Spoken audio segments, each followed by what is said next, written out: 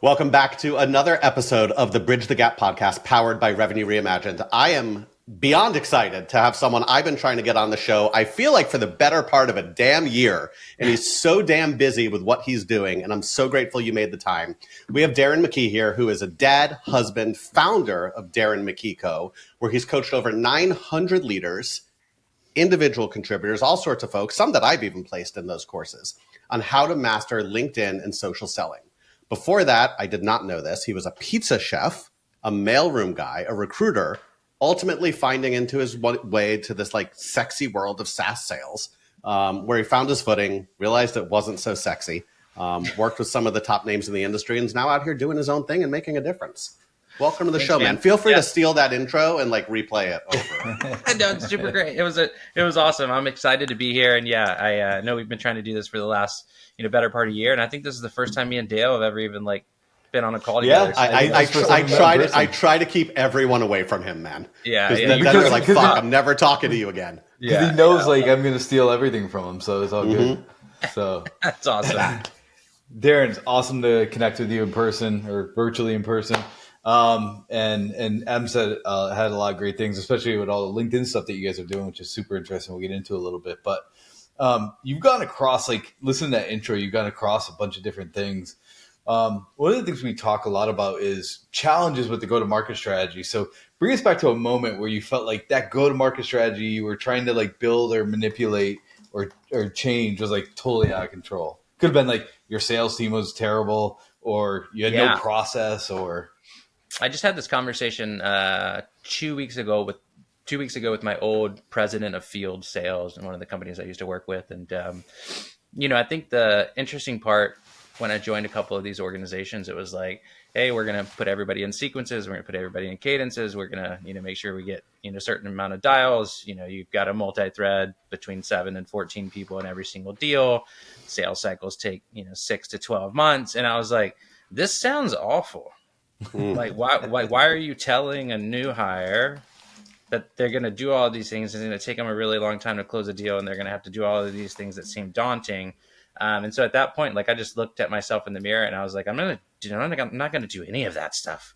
Right. And like, how can I ask someone to do it if I'm not going to do it? Yeah. Right. And so, I got in trouble a little bit, and then, all of a sudden I was 147% of ramp in my first 6 months, and my cold calls were the lowest. My outbound emails were the lowest. Everything was the lowest, but I was still closing revenue. And so that was kind of the time where I was like, all right, let's blow this thing up and do it the way that like we're supposed to do, and build relationships and try to like find intent and go after it pretty quickly. So I think it was at that moment where I realized like the industry was just broken and kind of needed to be shaken up. And fortunately, 3 years later, I was able to jump into a spot where I could figure that out. And even in, last role at Sky, I was able to come in and, not do things different and get us to a pretty good revenue clip. So what year was that? Was that 22 that you were like making that? Yeah. End of 2020, all of 21. Okay. Yeah. So there's another founder out there that we talk about a lot. Darren, I don't know if you've met Anis, the CEO of Attention. But you guys would totally hit it off, because his whole premise is do shit that's unscalable, not what everyone tells you to go out and do. And like, that's how you're going to grow. And he's built an amazing multi-million-dollar company that likely is, going to be, in my opinion, like the new Gong. And I used to be the biggest Gong fanboy, because going out there and sending hundreds of like scripted cold email, like it just doesn't work. Right. Yeah, you talk about this all the time. Like, it doesn't work. When you look back at whether it was Sky or whether it was, I think it was Better Up before that, if I'm not mistaken, how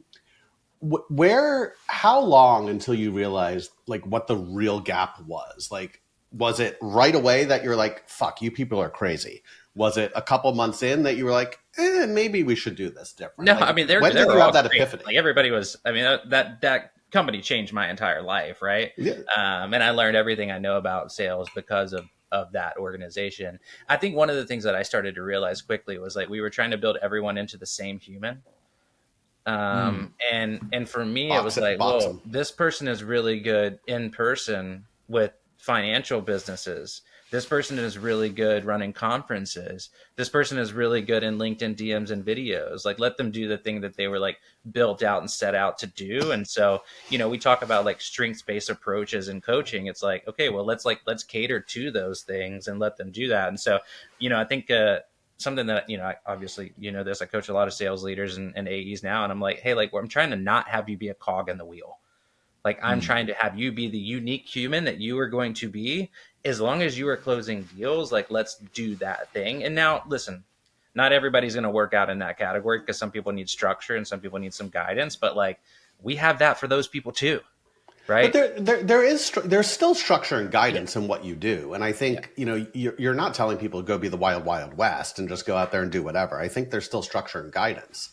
But how do you now, and sorry, Dale, but how do you now, especially with coaching people from the outside, get people to convince their CEOs and their CROs that, like, I don't have to be the cog in the wheel that follows this exact playbook and says, hi, Darren, my name is Adam. Yeah. It's okay if I'm going to do LinkedIn. It's okay if I'm going to hopping on airplanes a bit different because there's a big cost there. But yeah, and I do think in person works, but it's okay if I don't send the script that you want. Let me try it this way. How do you convince senior leaders that that's okay? Yeah, it's super hard. One of the only ways that you do that is to connect that senior leader with another senior leader that has already seen success doing this, right? And so, and then the only other thing is, like, I tell people, like, if you're going to go try to do this in your company, you're going to have a quick win. If you don't have a win in the first 90 days of doing this, like, you're probably gone. And they're going to be like, hey, do what's been working for us for a really long time. But like, we've always done it this way. Yeah. I have such a playbook that, like, if you run that playbook, it's going to work, right? Like, my biggest thing that I love when I go into organizations and they're like, yeah, our average, sales cycle is 9 months. And then I come in and I'm like, why? Right. Like, what are we doing? Like, and it should be 45 days, right? We took Sky's average sales cycle in the first year that I was there, which was like 6 to 9 months, to the last year it was like 45 days. And that's just because we stopped talking about it. Yeah. So it's interesting. Let's talk through that a little bit, because I think there's 3 levers we always talk about. It's like, what's the time to close? So your deal velocity, the average deal size that you're portraying on, and then like the close rates. Like, if you're starting to pull those levers, you're starting to scale and get repeatability. What did you do to bring it down from, like, because I think everyone just says 6 to 9 months depending on what size of the deal is.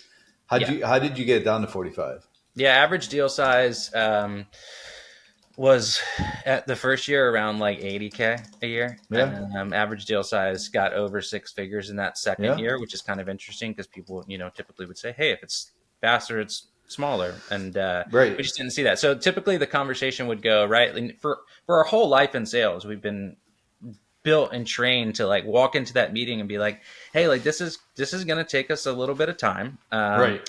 You're going to have to go through finance. You're going to have to go through legal. We're going to have to probably mess with some stuff on SOC 2 and GDPR. We're going to have to probably build some things in. You got to meet all of these people. We got to meet all of these people. So you do that in the first couple calls, and all of a sudden your buyer looks at you and they're like, I don't want to do that. Right. And it's like, all of a sudden it just takes forever. I don't care if you're using one of those tools where like everything's in one place and you can see what's going on. I forgot what it's called now. So I just switched the script. And in the first call, I sold to chief learning officers and VPs of organizational development. And the end of the first call, I say, hey, listen,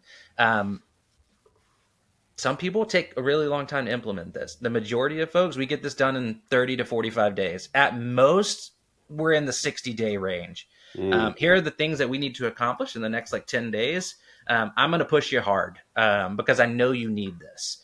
And as long as I said that, they were pretty good. Like, they don't want to work on a project for 9 months. No buyer wants to try to implement your company in 9 months. So, but you're at the implementation stage, not at the buying stage, or that is the combination of both? That's in the very first call. No. But when you're talking about the time frame, are you talking about the time frame to buy, or are you talking about the time frame to implement? Oh, time to implement's a whole nother animal. Okay. Time for contract signature. And then, most companies that I've worked with, right, I think y'all probably see this as an AE. from contract signature to full launch date has to be less than 90 days. Yeah, right? 100%.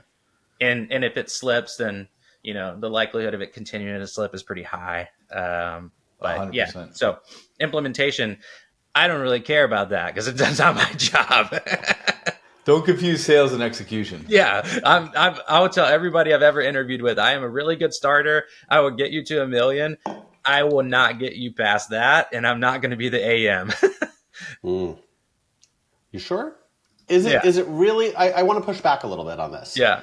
So, and you shouldn't be the AM, and I agree that implementation isn't sales' problem. Yeah. But we deal with a lot of companies, dealing with one now that is having an incredible amount of churn, like ridiculous churn.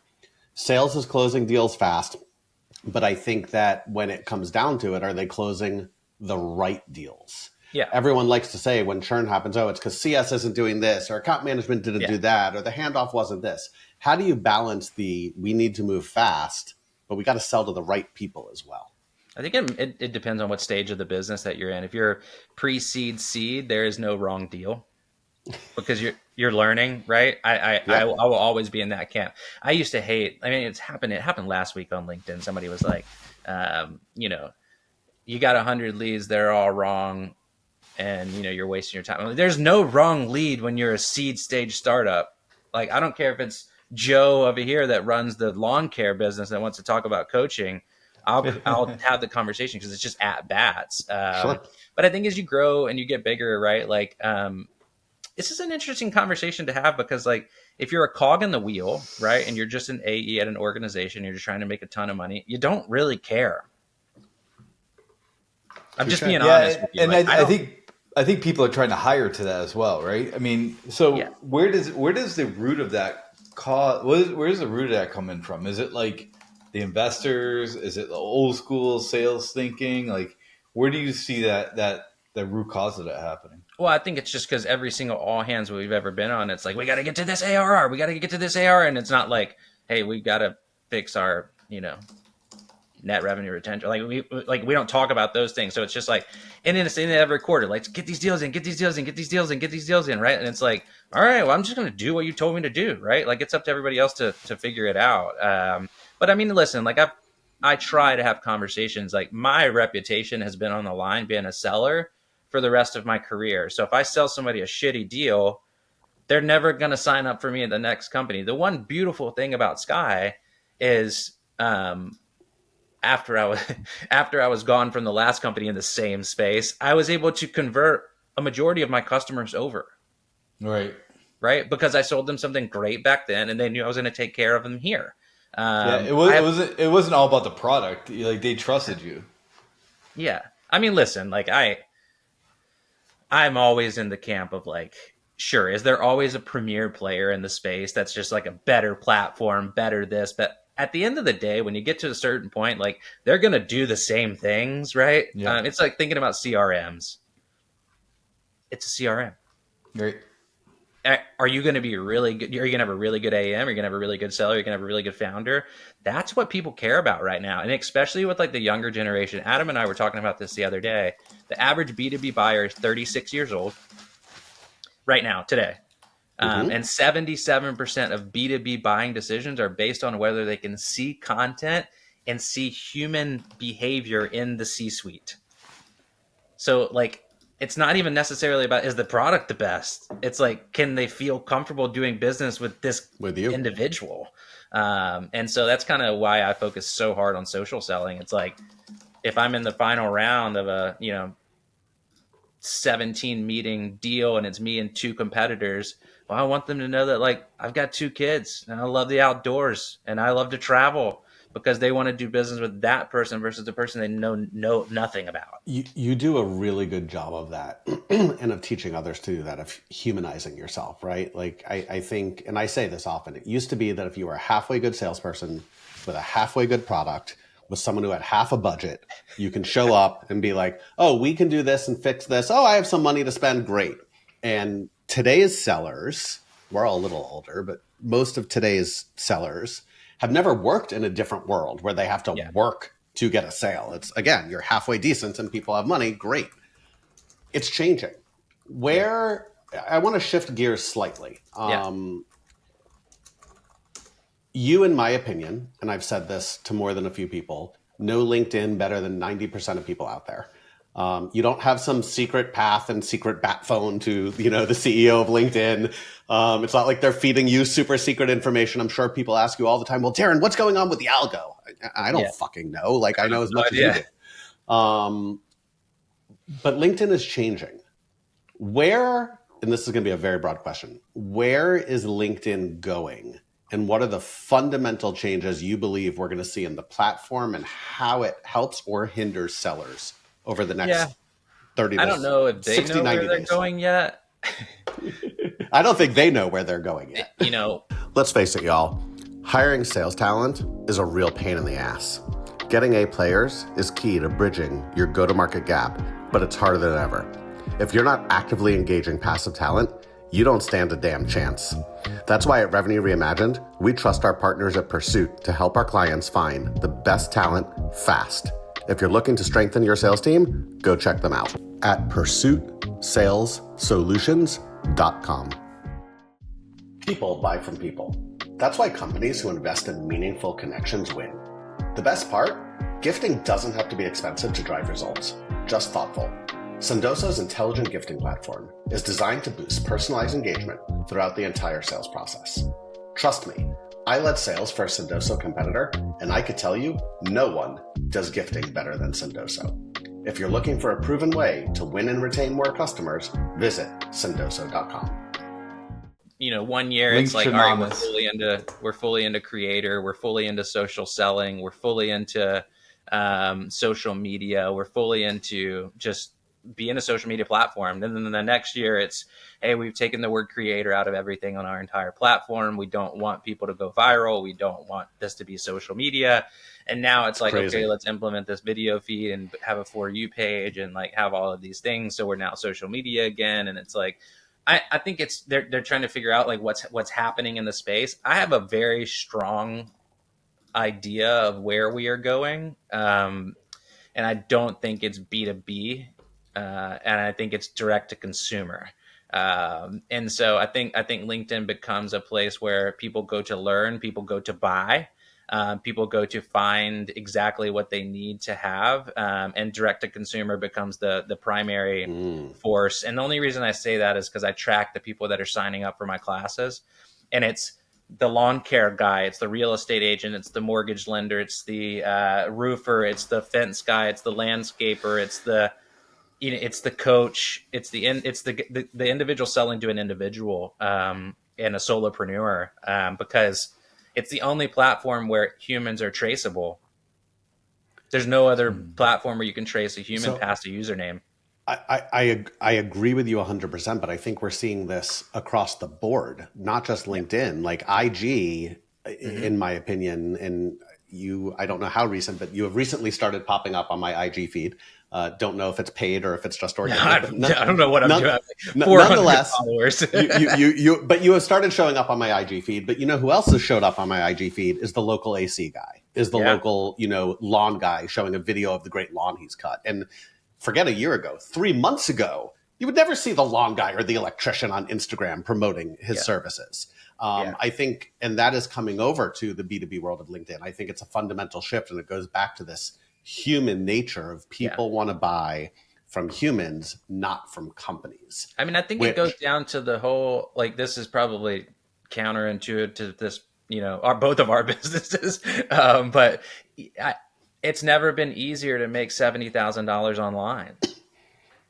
And so why would you go work 60 hours a week at a startup when you can make 60? Only 60? Yeah. See what I said there? And there's cross advertising from Facebook and Instagram, right? So it could be that they're just putting it on Facebook and they paid to cross pollinate it into IG. Like the localization part of like a Facebook or an IG is that it's easy to segment audiences there. That's not the way LinkedIn works. Like, you're not segmenting audiences on LinkedIn that way. Not yet. But and maybe they're getting there. And I think people from a business perspective are scared or more scared about LinkedIn because like, are you on LinkedIn or you're not on LinkedIn? Many people are on Facebook or IG, especially if it's a visual thing like lawn cutting, Yeah. any of those types of things. Like it's easier to do a 100%. picture on what you're doing than like, Yeah, hey, it's let fun. me I sit. think the more real you can be right now, the better, right? Like I saw somebody yesterday talk about like how, the reach was so down and the algorithm was so bad. And the same person that said that um, was the same person that was having their posts boosted and promoted all over LinkedIn over the last 2 weeks. So like they were flooding, and there's Interesting. multiple people that are talking like this, but it's just the same post I see over and over and over and over again, and I'm like, I don't want to see your face anymore. So a lot of people are clicking, I don't want to see this, and then LinkedIn is saying, Mm. okay, well, you don't want to see this human, and so then they're gone, right? And so they're out of they're like promoting a post on LinkedIn is a death sentence. Tell Right. me more. Tell Interesting. me more. Yeah. Well, because it just says promoted by Mm-hmm. the brand that you, and then all of a Because six sudden, months ago, everyone, Darren, was saying this is the best thing ever. You could promote your posts. yeah. Well, now it's like I don't want to see, let's just say I did it. I don't Yeah, want to see Darren's face 9 times on my feed in a day, 100%. right? With like knowing that it's boosted or promoted, and it's like it doesn't really make sense. And then the next post, like somebody complaining about it, I don't know, just weird to Yeah. me. So like keeping it organic and keeping it real is probably the most impactful thing. I mean, we can get into what happened 2 weeks ago on the platform if y'all want in a little bit, but I think like you know, Are we talking about, oh, I don't know, Seamless and Apollo? well, I mean, it's just like I love both of them. I've used both of them. They're great humans, But but like that's just the first domino. Yeah. no doubt in my mind. No You know, doubt in my you've got mind. intent tools, you've got enrichment tools, you've got they're all good. It's gonna be a disaster. So let's go down that path because I think there's a lot of people Mm. trying to figure out like what is the evolution coming because like one of the things that we hear from a lot of people when we talk about their gap and their go to market is we need more top of funnel. We want more top of funnel, like all of these different things that are happening within top of funnel. And so like keeping it real and organic is one thing, but then you have all these data providers and aggregators and et cetera, et cetera. Like what is going to happen? You said it's the Yeah. first domino. I think there's going to be a lot of people that just continue to take risks because they have to, and tie a lot of those things to their accounts and go that direction. And I think that that's just a risk that they're going to have to take. The other thing that is going to have to happen if this continues to go this route is like LinkedIn's going to have to build some better tools inside of Sales Navigator so we don't have to do these things, which I think they're probably thinking about. But that's the route that we're going to go. And I think you talk about top of funnel, right? Like, I'll go out on a limb and say that like you can buy 13 sales tools for your team, and you're going to pay what, 7,000 a person per year, probably. So I don't know, do the math. You $4 million in sales tools for a team of 20. Yeah. Or you can pay, somebody like myself, 50K to come in and help all of your leaders learn how to write. And you're going to get way more eyeballs. You're going to get way more engagement. You're going to get way more inbound than like all of these things that you just like paid $4 million for. Now it's way harder to do what I do, but like I think that's the future. And I think that's why my business is growing so fast right now. It's because people are so scared to automate. Yeah. And they just want to figure out how to be a human again because they forgot over the last 10 years how to write. Yeah, but the interesting part about that is like, will people really do the work, right? I mean, Yeah. you take 10 people, do 2 people do the work? And then like now you're back into that iteration of like, I hire people and do you hire, journalists? Like who are you hiring? Yeah, I mean that's why that is a huge role right now for a lot of tech firms. Head of creative, head of journals, head of writing, head of EGC, right? Like these are all, I think, those are going to be the roles that like we're looking at, right? Like how do we build there? And I mean it's already happening, right? That's why you see it all the time. I mean, I made a post about Alexis Berthoff at Megaport the other day. I Look what remember. she's doing at Megaport. She's changed the entire perception of what that company is across a myriad of different industries now. So like, if for me, like, honestly, I'm sitting here and I'm like trying to grow this team. If I was trying to grow this team to 10, of course I need to get an engineer because I don't know what to do about anything on that side of the house. But very, very quickly, I'm hiring somebody that has a 10 times my brand. And I'm paying them a lot. Yeah. So how do you pick the person, Darren, to do that? So I'm obviously very bullish on what you do and the service you offer, but like, let's be real. You're not the only one out there. I get a gazillion emails a day and my favorite is when I get an email from someone who has like 627 followers, telling me that I'm using LinkedIn wrong. How do companies, how do founders, how do CEOs, like, other than ask for receipts and recommendations, like, how do you choose who to come in and spend that $50,000 on? Because you're right. I'm going to spend 50 grand for Darren McKee to come talk to my team for whatever your hourly rate is, however long that you come in. Or I'm going to go buy HeyReach and Expandy and all these great automation tools that eventually are, and nothing against those companies, sorry, but eventually you're going to get booted off LinkedIn, and I promise are not going to give you a refund on the subscription fees you've paid. Yeah. Because buried in their terms of service is some clause that says they don't have to. Yeah. I mean, going back to what I said earlier, right? Like you've got to show examples of where it's happened in other organizations, right? Like I'm thinking of one in particular. I've been working with them for 90 days now. They've got 3 sellers. They were having trouble booking meetings. They've booked 22 first calls with their top target accounts in their top 70. Right. And that sounds like a lot of proof. Right. They've shared content every single day for the last 90 days. Right. And they're doing 100 comments a week. Like they're doing the things that they need to be doing. But the easiest way, man, is to coach the founder first. And show them that, like, okay, well, let me work with you for 3 hours. And then all of a sudden you're like, oh my gosh, everything just changed for me. I will pay you whatever you want. and that's hard to get the found. Like we talk about that all the time. Now it's about like the value and like, hey, I have 800 other things to do. And like, I don't have time to do this all the time, but you're totally right about that. Yeah. I just have other founders that I've coached reach out to founders for me. Yeah. I think that is the best way to do it and be like, it's so worth it.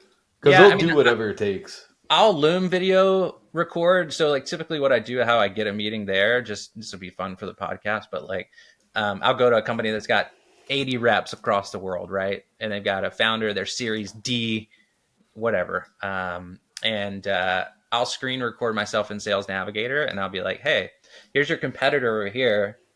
They've got 62 people engaging and creating content out of the 80 reps that they have. Let's go look at you really quick. You've got 2 and like your churn numbers are horrible. These people are about to raise more money. Tiger Capital is about to invest in them. I wonder why. And just leave it there. And like, it's not only the content. It's like the fact that like that CEO or founder's posting content, their team's not even engaging in it. So like everybody on the outside looks like, well, that's a shitty place to work. Like if you don't engage with your CEO's post, you don't really care about your company very much. So I agree with you, but let's now flip this. So you have the CEO's post, you have the AE's post, and you have someone in marketing who's saying, but we got to post from the company account, Darren. We got to post from the company LinkedIn account. Everyone's got to go do that. Thoughts on that? And I know you have them. I mean, I always just ask the same question. I get this question all the time. Yeah. And I'm like, when's the last time you went and hung out on a company account? I mean, only reason I go to a company account is to make sure that the company is real. Yeah. If I see somebody, I'm like, all right, okay, cool. Like it's set up. Great. They probably have a business. That's about it. I have never looked at a follower account of a company page. I don't care. I mean, I have 10,000 followers on SaaS Bros. I've got 2,500 on the one now. I could care less. I forgot all about SaaS Bros. Yeah. 10,000. Yeah. That RIP to that business. That was hard to run. But I think you did some great things, but that's like not to derail us, but that seemed very labor intensive. It was great. We just couldn't scale over 15K a month, which split between 2 people and taxes. I was like, wow. Dale and I had that conversation. We're having that conversation about other things now. I hear you. Yeah, I was like, what? This doesn't like, where's the ROI here, folks? Yeah. My time getting out of bed. Yeah. I'm like, "Should somebody pay me cash?" I'm just kidding. How is Eric doing? Great. Yeah. He's Good. doing All like right. 20 I houses digress. a month staging. He hasn't logged into LinkedIn but one time in the last year. Yeah. He's great. Yeah. He's awesome. He's living the life. While us here are on LinkedIn trying to figure it out. But yeah. It's a drug. It's a fucking drug. Yeah. Like my wife yells at me and she's like, "It's 9 o'clock at night. You're laying in bed. What the fuck are you doing on LinkedIn?" Yeah. Well, I don't know. It pays for my life. So Mm-hmm. it's like, what? Mine too. Yeah, so but yeah, company pages, I think there's a strategy that I'm seeing right now that's really working if you want to implement it, but you have to be extremely witty. And you have to be Taco Bell, you have to be Duolingo, you have to be Airbnb, you have to be Parks and Wildlife, you have to be you have to be snarky and snippy and witty with the way that you build your brand. And careful that you don't destroy it going the other way. Yeah, well, like Southwest yesterday. It's not like we traded Luca. That was, that backfired really bad, But, Yeah. I thought it was funny. And then I was like, oh, I'm not a Southwest customer. So, probably hurts. Yeah. I would love to keep going forever and ever and ever, but we are at that little thing that we call time. Couple rapid fire questions for you, though. Yeah, let's kick it. What's one piece of advice specifically related to social selling that you gave that now you look back and you're like, fuck, that was horrible. Should have never given that advice.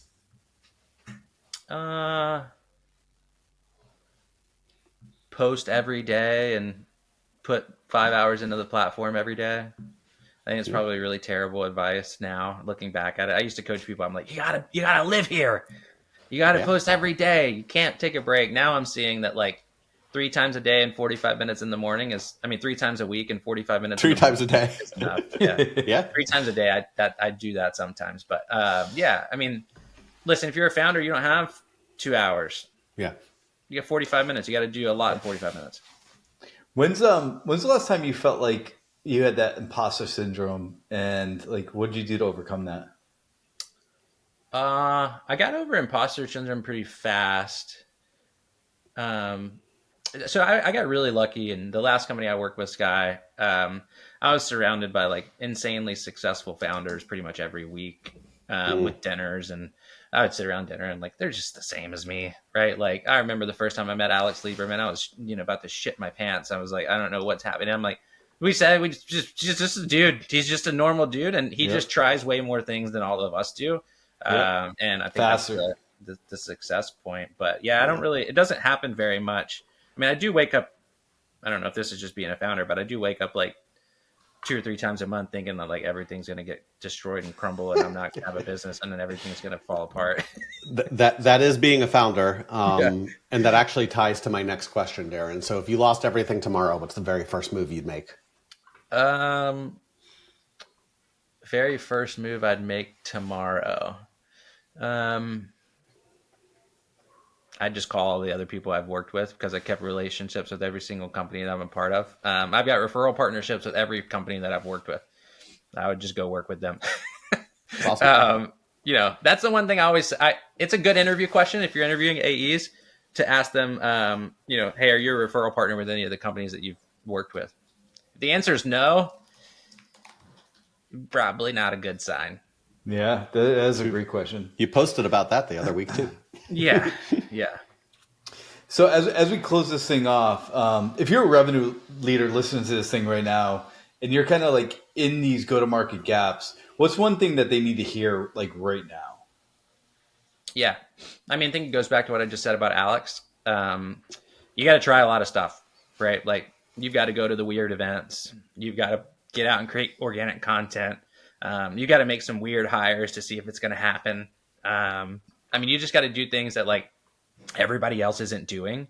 And I think if you do that, you're going to make some mistakes, but you're going to have some really big wins. And that's the one thing I just keep telling people. I'm like, hey, we ask our kids these 3 questions every single day of their life. So when they're scared about something or they don't want to do something, I say, Landon, Cooper, what's the best thing that could possibly happen here? And then they answer it. And then I say, what's the worst thing that could possibly happen here? And they answer it. And then I'm like, what's probably going to happen here? And I ask that in every single discovery call I go on, and it always ends in, all right, like I'm willing to see the middle ground here. Yep, I love that. Test, try, test, see what happens, see what fails, do more. Yeah, hang out with other founders. Probably that's another thing I'd say. Don't isolate yourself. I love it. Darren, where can people find you? On LinkedIn. And the website is? Or at my house, but don't show up. No, don't show up at the house. Yeah. Don't show up at the house. But yeah. DarrenMcKee.co, C-O. Yeah. I will tell you, I have sent people to Darren's course. I have gone through Darren's course. I am going through Darren's course again. You want to go through this course, and maybe, just maybe, if you reach out and tell him RR sent you, maybe there's a little something we can figure out. We'll figure it out. We'll figure it out. Yeah. Use the power of referrals. Use the power of LinkedIn. Darren, thanks so much for joining the show, man. We appreciate it. Yeah, man. Y'all have a great day. Peace. Thank you, sir.